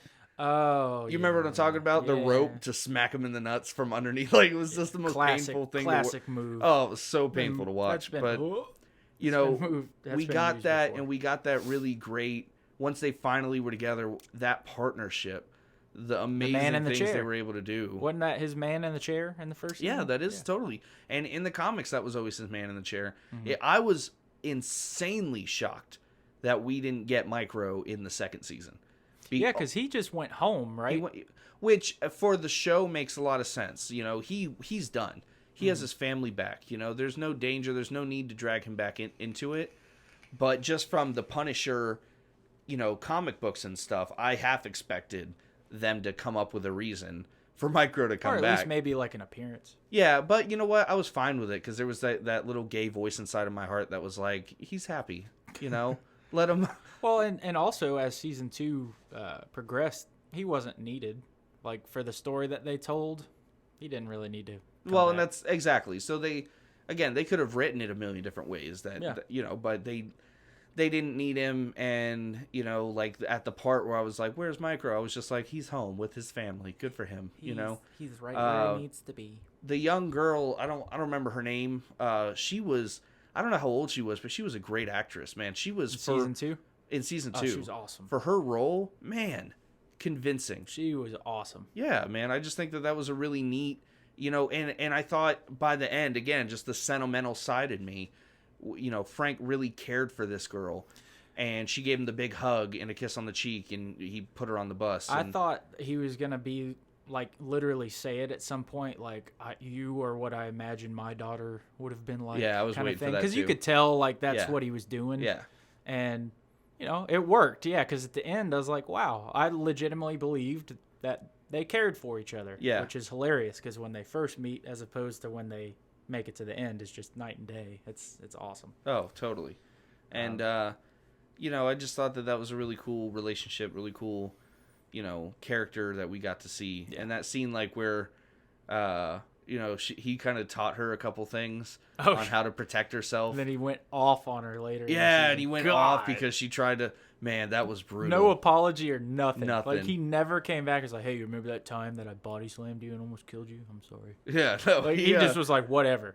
Gosh, such good writing, man. I'm I telling like, you. And, speaking of just other characters before I get to the one I want to talk about, I Uh-huh. like Curtis.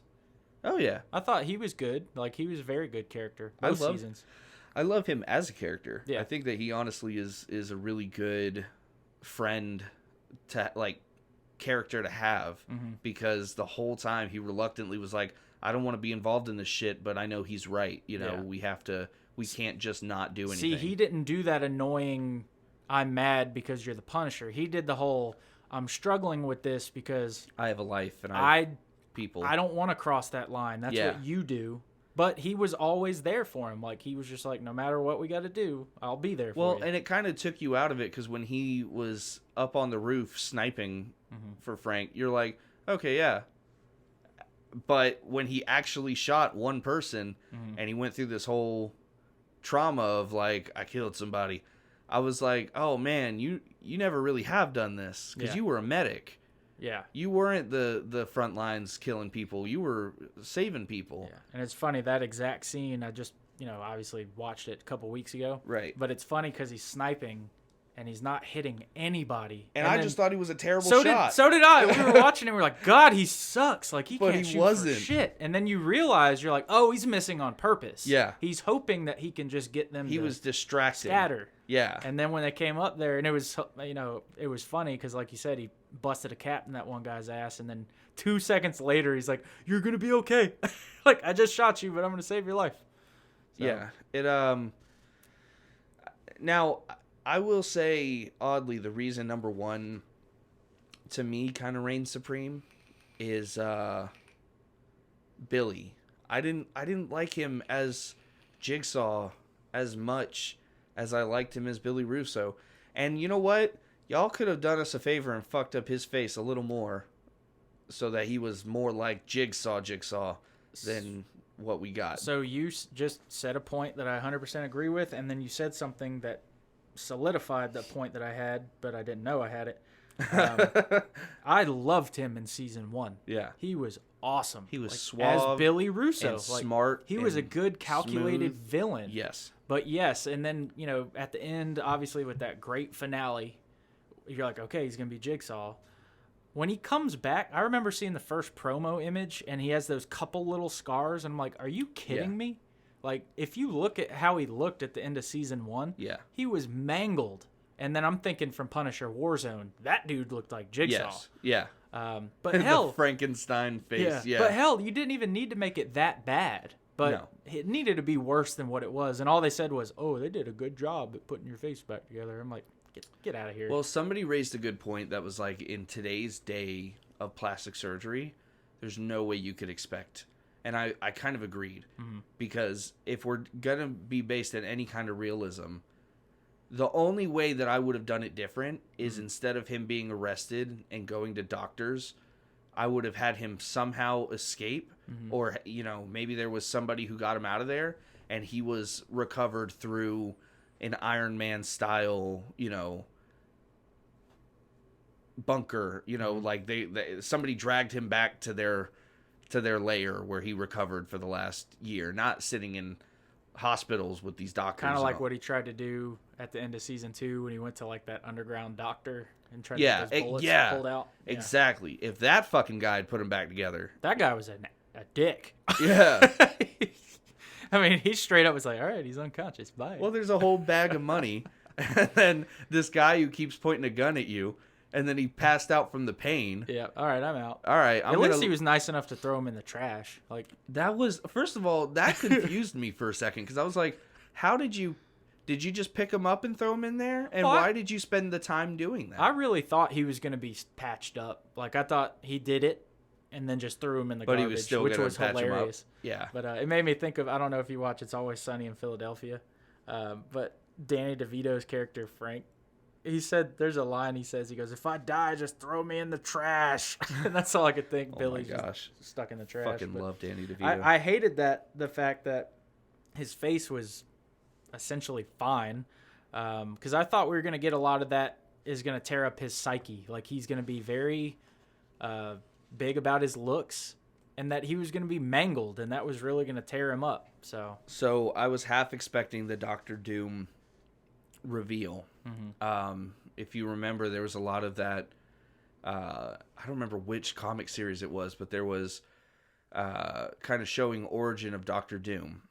And he had the metal face mask to hide the horrors that the change had, turned him into, and blah, blah, blah. And he had always prided himself on his looks and all that kind of good stuff. And then at the end, he finally removes his mask, and there's one small scrape on his chin. And then he's just you know like, what I mean? I'm disgusted. Yeah, like, and he's like, I'm a monster. That, that kind of crazy. I was kind of half expecting that, and we didn't get that, thankfully, because that would have been just stupid.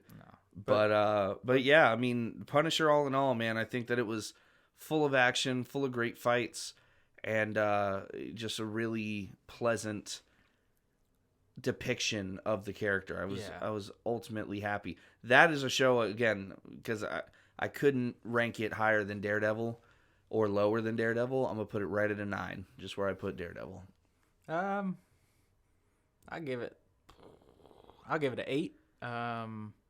Until you go back and watch the first season again? Nah, then it might go lower, but I'll give it an 8. I don't know about you, but I wasn't always sold on John Bernthal before the show came out. I was 100%. Like when they showed him, and I'll just 100% say, I think Tom Jane was an excellent Punisher. I loved that movie. I loved him as the Punisher. Again, that's such a That was nostalgia pick, though. It was just a good movie. It was a good movie, but it was very terrible. good. Go back and listen to some of the dialogue and tell me it's not actually a bad movie. Dude, when he goes, "You killed my son," and he goes, "Both of them," and then he blows up the other kid. I don't know. I think You're right. it was great. I'll give you that. That was a great line. Oh, that whole sequence when I he love finally, that. like the whole revenge plan where he gets him to kill his own wife.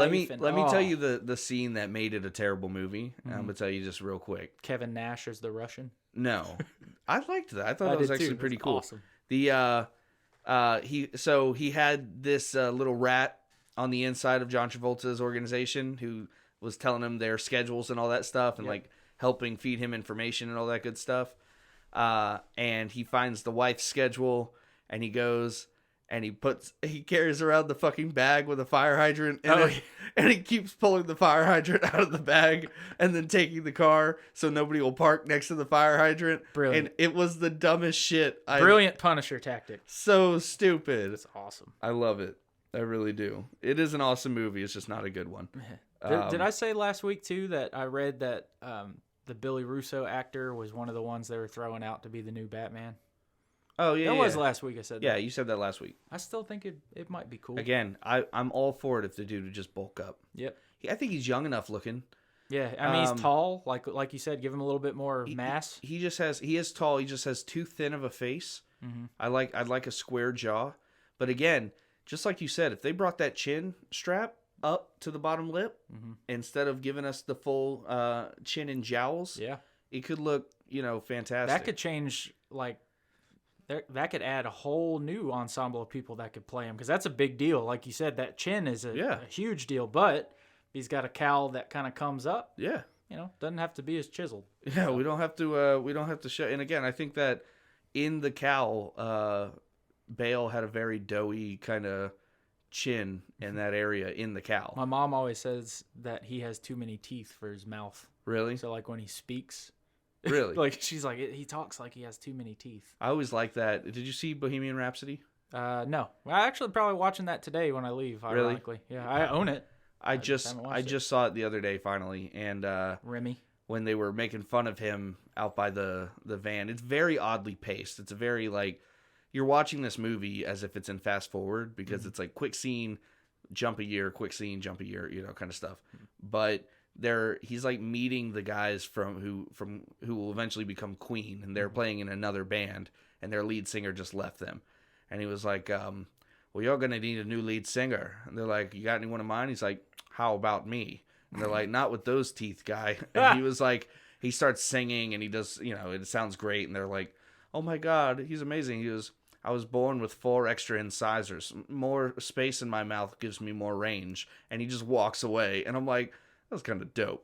Yeah. kind of. I watched something about that recently, how he used to be very self-conscious about that and Yeah. how he got made fun of. But exactly that, I guess it was the way that his mouth was positioned just kind of helped him sing the way Yeah. he sang. And I don't know. Pretty. He pretty seemed, awesome. in the movie at least, they made him seem very self-conscious about a lot of stuff.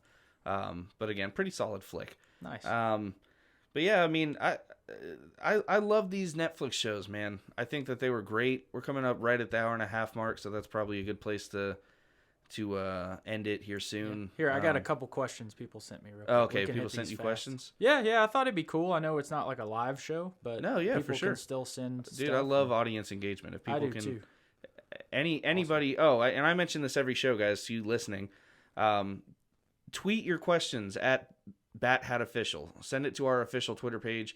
Either me or Matt will read them and we'll put them on the next show. See, I'm gonna start doing it too, like I did today. Like when we're about to start recording, I'll be like, send them now. Like, Yeah. we can address them. So. And then me and Matt are also, we're going to get the Bat in the Hat official Facebook page up and going. And me and him will be admins, obviously. And you guys can send in your cues or send in your thoughts, send in whatever you got, and then we'll talk about them on the next show. So the first question comes from a friend of mine, Noah, and it is as follows. Do you think the underwhelming response to Defenders is ultimately what started the downtrend for the Netflix MCU? I think that's a pretty good question. I don't know if I do. I think that it makes sense, right? So if you had all of the MCU movies in their solo outings, and then you had the Avengers and it didn't do as well as the Avengers did, you know what I mean? Maybe that would be the downfall to the MCU. But I think that there were such strong reactions to all of these shows, and a lot of the negative things you heard about the Defenders didn't really have to do with the show in general, if I'm not mistaken. It wasn't a bad season. It was just 8 fucking episodes long, and we didn't get as much out of it as we wanted, which they could have corrected in the next season, which they corrected a lot of in Daredevil season 3. Yeah. So I don't know. I mean, I think that more so Daredevil season 3, as good as it was to me and you, didn't have the response that they were, waiting for. See, that's crazy though, because I read it was like the highest rated thing on Netflix. See, and I heard that it wasn't. I don't know what to trust anymore. I need to do more research into it. So to his question, I don't think it started the downtrend to the Netflix MCU overall, but I think it definitely made them shift gears. Because if I'm guessing, they were probably thinking, hey, the team-ups were a big deal in the movies. Right. So people love our shows. We're going to throw them all together, and people are going to eat it up. Well, it went the other way. People were like, this sucks. Like, we don't like this. So they're like, whoa. So I think they would have done more seasons of Defenders, maybe Heroes for Hire. Right. But I think after that, after the response, that definitely made them shift their dynamic. The downtrend for the overall MCU, I don't know what to believe, like what you just said. I don't know if it has anything to do with the Disney service. That's a big, that's the number one rumor. But then again, it seems like Netflix just canceled them. Well, now it doesn't make sense because now Hulu is under contract for 4 Marvel properties. And they said they might get Daredevil. So, but then you have the Luke rumor Cage. saying that the original Netflix deal for the first 4 for Daredevil, Jessica Jones, Iron Fist, and Luke Cage, they cannot be. Now, that's not the same for Punisher or for Defenders, but those original 4 are not to be used in any medium for the next 2 years. Weird. But now that was in the original deal, but nobody has said if they're going to uphold it or if they're going to find a workaround or a deal, you know what I mean? Because this is not Marvel pulling the shows. This is Netflix canceling the shows. Right. So, because I think everybody was just so eager to jump on it's Disney. They have their service, so they said take it down. I don't think it has to do with that, to be honest. I don't think it has to do with the Disney service. Because they can still make money off of it. Well, not only can they still make money off of it, it had its home on Netflix. Again, apparently this is not Marvel's doing. Marvel is not pulling the shows and saying we want them for our Disney service. It is Netflix canceling the shows. I don't know why. They haven't said why. But I don't think it has to do with the Disney streaming app unless it's just a spite move. Right. But again, I think it's more likely they're going to give them to Hulu now, or at least I'd like to hope. And the Disney streaming app is going to have its own whole list of original content that they're going to put on it, such as the Mandalorian show, the Loki show, the Vision and Scarlet Witch show that has all been confirmed, and is a lot of which is already in production now. Right. So they're going to have a lot of their own shit to deal with. They don't need to take the Netflix shows, nor did they want to. So I don't know what to think. That personally. actually segues perfect into the second question, and we'll just Go ahead. stop after this one. But it's actually from my mom.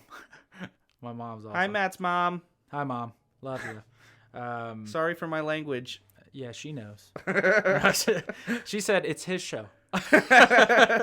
Well, Mom's great. But she said, it's kind of like what you were just saying, because she said, now that Disney has Marvel, do you think that Disney will produce shows like this when they do their streaming service? So kind of like what you just said. I don't think they're not going to do these. No, not the these. Netflix ones. No. That doesn't fit their MO. Just kind of like with Deadpool. Like, they're like, hey, we'll keep doing rated R, but that'll be its own thing. Like, we're going to...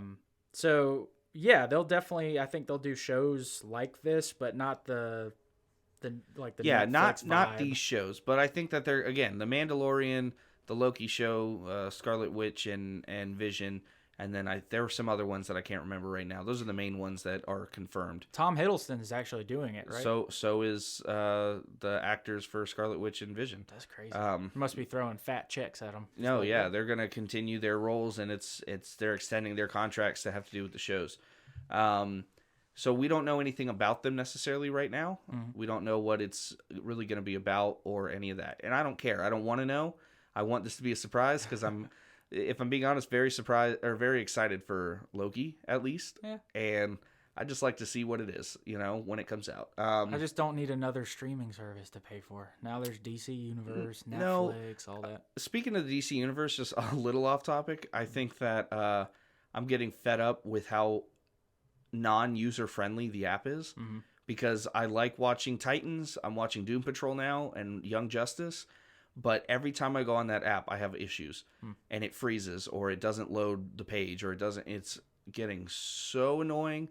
I'm this close. I don't pirate things anymore, just because I like to support creators. I like to support the people who make the content. As a voice actor, as a podcaster, as somebody who does what I do, I like to support. I'm this close to pirating this shit because I just don't want to deal with the DC Universe app anymore. I didn't get it because I couldn't bring it up on my PS4. Like, we have an Apple TV and you can use it on there. That's great. But in my room, I use my PS4. Me too. And when they were like, yeah, we don't have an app for it, I was like, come on. I was really hoping that they were going to put out console apps, but They said they will. I read about it. They said I saw the same thing. It's just when. Yeah, because we all did the same thing. Can I get it on Yeah, the PS4? can I get it on Like, the PS4? No. Yeah, absolutely. I think that they're going to have more shows, though, on the Disney app that we're going to get excited for.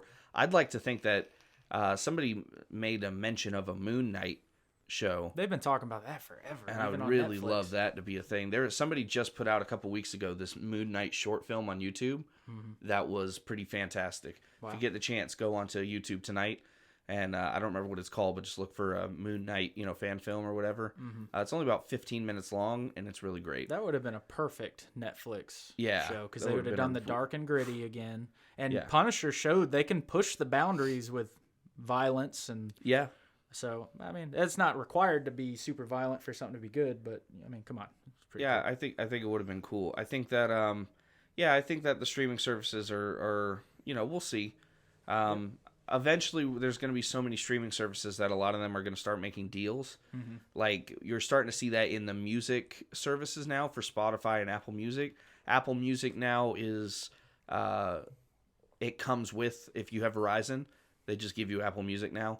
I just got a text about it the other day, like, your Apple Music is now free because you're a Verizon customer. And Spotify is partnered with one of the other ones, I don't remember, but a lot of people are getting Spotify now. So I think that they're going to start coming to these things where, like, Disney is just going to include their streaming service with something else. Like, if you have fucking Comcast or something, maybe they'll be partnered with Comcast or, a lot of them. So people aren't paying $10 across 10 different platforms, and you're now paying $100 a month on just streaming services. But Yeah, and people, I keep hearing a lot of people when they canceled these shows that they're like, "Oh, I'm getting rid of Netflix," and I'm like, "Shut up! As long as they have The Office on there, I was you're about to not say, gonna get rid of it." They have The Office still. And Now, if they take typically- The Office off, I believe it. I feel like a lot of people will be like, "I'm out." I can't disagree. I've watched The Serious? Office about 6 times. Dude, everybody just like, you might be like me. You just throw it on now. Yeah. and you're just like, whatever. It Especially doesn't matter what episode. when I'm doing work for the podcast or I'm researching voice roles or doing whatever I'm doing at my computer. Yep. The Office is on. Yeah. Always. And but I don't know. Netflix has its merit. Netflix to me is in the same realm of like Facebook in it's getting solidified. It'd be hard for me to see that crown knocked off of it just because they do a lot of things well that I think we underappreciate a little bit. Their But timing came through perfectly also with the Yeah. streaming service. So yeah, they kind of nailed it. So. yeah, I mean, I had them ever since. I mean, we've had them ever since you had to they would mail Get you the DVDs discs. and Yeah.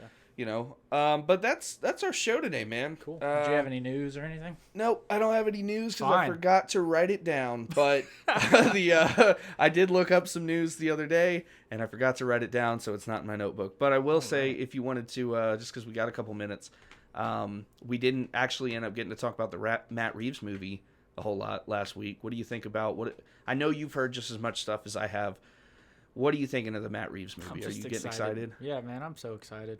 Just like you, I mean, I've got Batman, Joker tattoos. Yeah. At the end of the day, Batman will always be number one. Batman is king. Yeah. I'm pumped about like what you brought up, like his approach to the movie. If that's what it's gonna be, Yeah. his more Noir detective kind of crime drama. Yeah. Like it should be awesome. I'm curious. I just want to see like how it'll play out with the villains. I've heard Penguin a lot. Uh huh. I'm good if it's not Joker. That's fine. Yeah, I don't want Joker to be the villain. I would always love. And I love the Joker. Don't get me wrong. Yeah, I just the ones that I'd really like to see, I know they won't do. So they'll probably do like a main rogue, like a Penguin or somebody like that. But I think it's gonna be good. Matt Reeves is a good director. So did you see the latest episode of Gotham? yes, The Ace Chemicals? I am up to date on Gotham. I love Cameron Monaghan, by the way. Yeah. that guy. Yeah, He he's is great. killer. He is awesome. He is very much the live action Joker. Yeah. How How many episodes are left on Gotham? 3? No, there's more. Did they? Yeah, I think they said they extended the That was season. episode 6, right? So I think 7. 6. I think it was 7. I think there's 12 in total. Yeah, because they said initially it was only 10, and then I think once they started, they extended Wait, it. no, because Gotham is like, doesn't Gotham have long seasons too? Yeah, Gotham. They said this one was short. They Oh, said the really? final one was going to be 10, oh and then I shit. think they extended Because it. last season was like 23 or 24 episodes. Or something like that. I know we're on the back nine here, but how do you feel about Bane? Like, I know they didn't really show him, but they show her put on. I can't until I see like the I kind next. of like him as Eduardo. I liked his character. Yeah, I was did like that's him pretty as- cool.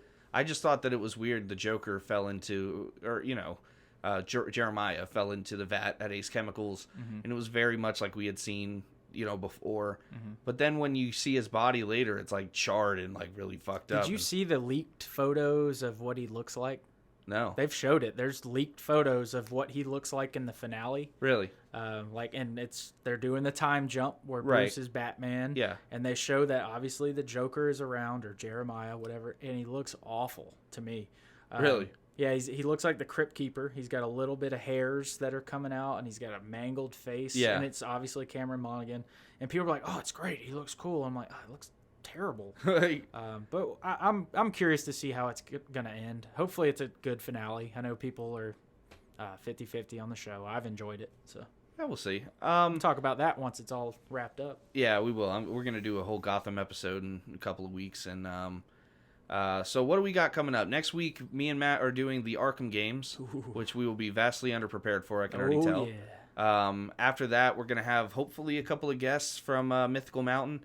I Sweet. plugged Mythical Mountain comic book shop here in Jacksonville, Florida, to you guys many times before. Is that comic book shop on San Jose? Yes, it is that. In fact, that comic book shop right on San Jose Boulevard. Thank you so much for reminding me. It is right on San Jose Boulevard here in Jacksonville, Florida, and it is my favorite place in the world to go. I just spent another $150 there yesterday, and I can't stop spending money there.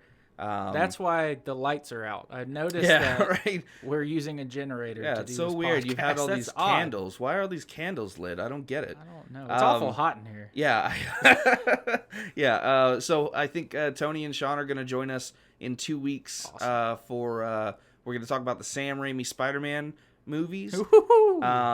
And again, folks, this all depends on if something huge happens. Unfortunately, if a big breaking news thing happens that we just got to talk about it, we may have to push some episodes back a little bit. We got MegaCon coming up this month, or is it May? MegaCon is in May. Oh, okay. Yeah, we are going to MegaCon. I'm going to be there Can't for all wait. 4 nights, and Matt is hopefully going to be there for a couple nights at least. Yeah, I'll be 1 or 2. I always go on Saturday, but I think I'd like to stay and then maybe go on Sunday also. Because I'll have Thursday or Wednesday and Thursday off from my job. I'm going to take Friday and Saturday off. Yeah. Um, Cosplay girls are like crack to me, so Yeah. it's just hard to. We'll have to see what happens. You're obsessed, because so- I think Jessica Negri's going to be there. I don't know. So we're gonna go. I'm gonna get a lot of stuff signed. Matthew Rosenberg is gonna be there, which I'm really excited about. He does the current run of Uncanny X-Men and The Punisher. James Tynion is gonna be there. He's doing the current Justice League Dark, which I'm gonna have them sign all. I have number ones of all of that stuff right now. There's a rumor that Tom King. I know Mitch Gerrits tweeted at me last night. Well, I tweeted at Mitch Gerrits and said, "Are you gonna be there?" And he said, "Yeah." He was like, "Yeah, absolutely." Oh, And nice. I was like, "Cool." Responded. So Mitch Gerrits gonna be there. So I'm going to have him sign my Batman number 63 because it's just the greatest artwork he's ever done, in my opinion. And if Mitch Gerrits is there, there's a good chance that Tom King might be there. So then I'll have a bunch of stuff for him to sign too. So I'm going to get my nerd on and just really enjoy the weekend. Kit's going to be there with me. We're going to get a hotel room, and me and Matt will explore the con and just nerd out. And, Bat in the Hat does MegaCon. yeah, Bat in the Hat does MegaCon, and then we can do a whole MegaCon episode the following. Well, we can do it that Sunday Yeah. because we'll be back here. Well, we'll see. We'll see, We'll depending see. on. Maybe if it's a long weekend, you never know. Well, again, this is not exactly the most strenuous of jobs we have. Sitting at microphones and talking about stuff, but I'm looking forward to MegaCon. yeah, MegaCon Orlando is going to be super cool. So we'll be there, and we're gonna buy. I'm buying my tickets this week. Are you getting yours soon? I might already have. I have to double check. already have. Yeah, I mean, I go all the time, so like I'm sure you do, but I need to double check that I don't buy another ticket when I already have one. Fair enough. I am bummed Jason Momoa is not going to be there since you told me Yeah, that. but again, Zachary Levi will be there, and Chuck. a lot of Chuck and a lot of other really cool. The entire Back to the Future cast is going to be there, Wow. including Michael Biff? J. Fox. I saw Yeah, Biff last yeah, year. Biff He was is- there last year. Biff is going to be there. Michael J. Fox. Christopher Doc Emmett Lloyd. Brown. I was thinking Christopher Lloyd. And then I'm really excited just because, again, I'm just such a nerd. Yeah. The entire cast, not the entire cast, but like the main 4 of Boy Meets World is going to be there. Is Topanga going to be there? Topanga's going to be there. And I really want Will Friedle to sign my Batman Beyond book. Like, just because he voiced Terry McGinnis. McGinnis. Yeah, he did. And yeah, I just. Feeney. Yeah, Feeney. I really love that show, dude. Like, Awesome. so yeah, it's gonna be a really fun con. And then we're gonna save up money. So at night, just restaurants or whatever is around there. If you want to join us, we're gonna go to like whatever fun shit. They I always really have want an to. after party too. Huh? They always have an after party Yeah, they that you do. can buy tickets for. I and really stuff. want to hit an escape room while I'm down there. I don't know if you're down for that, but I really want to hit it. I've done one before and I sucked. So Really? it's really an ego breaker too, because you go in there all confident. Yeah. And you realize you're a dumbass, and then you just sit in the corner and cry until your teammates get you out. So All right, so we're gonna definitely have Matt do a escape room and see how much he. we're cries. locked in here forever. But yeah, so that'll be fun. So we got that stuff coming up in the next few weeks. MegaCon in a few months. Thank you guys so much again for listening. You guys have been awesome. Our last episode with Matt has been our most popular one so far. I'm trying to convince him to be my full-time co-host. So you guys tweet at him, message him, make him stop being a little douchebag about it. And sorry, Matt's mom. And I will. She's probably like, no, he is. Yeah, he is. And let him know he needs to be on the show every week. It's kind of like when you go out with some, and this isn't like only for guys, it's for guys or girls. It's kind of like when you go out with somebody and you throw them like a pity date, and then they fall in love. Oh my And then you're god. like, ah, crap. Am I your pity date, Matt? So we'll see you next week, everybody. Yeah, tweet me at Bat Hat Official. God, I hate you. We're gonna call it the Matt in the Hat. That's my. The Matt. Those are my terms. Oh my god. Tweet me at Bat Hat Official. Hit me or Matt up on Facebook. We're gonna have the and again we're gonna work on the official Facebook page. And let us know if there's anything you want to hear, any topics you want to talk about, any questions you want us to answer. Other than that, Matt, it's been fun as always. Seriously, I love having you over. And Thanks, man. Thank you guys so much. See you next time. Peace.